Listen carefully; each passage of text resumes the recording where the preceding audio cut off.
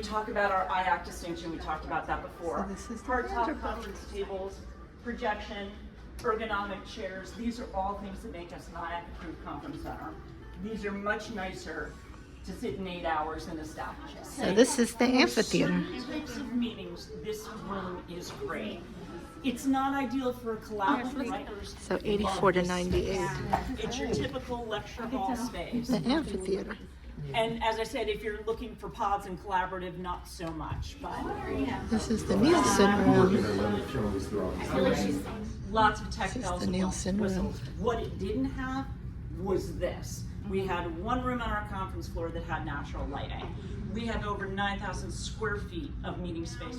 This is about 30 U-shape. Full rounds, that is. But it's terrific space. At night with the NB pack lit, it's Oh, right yeah, off that must be the pretty edge. with the It's church and private terrace if you everything. like. Yeah. This is 1,716 square feet. The Johnson room next door is the same, identical room. Yeah. And we can run power to your tables. Podium and microphone is included. Presentation tables, obviously we've got plenty of room in the back for panel tables. And it looks as out well. over New Brunswick. Nice. These are the type of spaces that we typically see set up cooperative. And here, drop down screen. This is This a I would small- say oh, is look how great cute for this meetings is. of like 20 to 30 people, or is an ideal set in here. What's the name of this? This is the Kelly room. How cute this is. And just so you know, if I'm sorry. No, I was just gonna say this is a good space for them. You can possibly be sharing these with other groups, full disclosure, but you know, we obviously So that's stock, for stock it, breakout. you know, dependent upon the amount of occupancy that we have on the floor.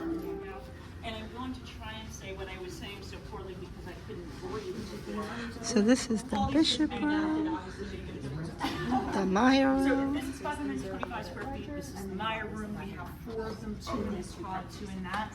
If you look out here, you'll find 2 smaller breakouts that are also ideal for office space. If you have a room that has a lot of different breakouts, you can try and keep doing the same. The Waldron. So these are little breakout spaces. Janeway. Kept J&J in New Brunswick. And This room has a fixed table. So this is the Farrington Ballroom. So you do have this private headshot. Sometimes clients want to do in here. And that brings you to the boardroom itself. Oh, this is nice. Capabilities, but obviously this corner view and natural lighting. Oh wow, this is definitely better for the C-suite meetings. Very snazzy.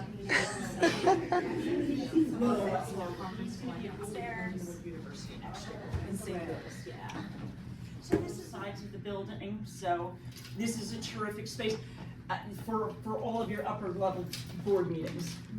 We could act out Succession here. Yes, you could. Yeah, this room really was designed for your higher end meetings, which is what the ante room here is designed for. So if they did need to step out to take a phone call, they didn't have to go out to the public areas, they could do so right up here.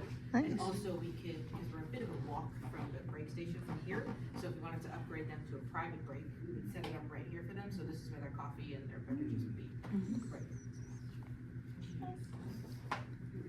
Well, that is bringing the 3-hour tour to a close. Nice. Unless you guys.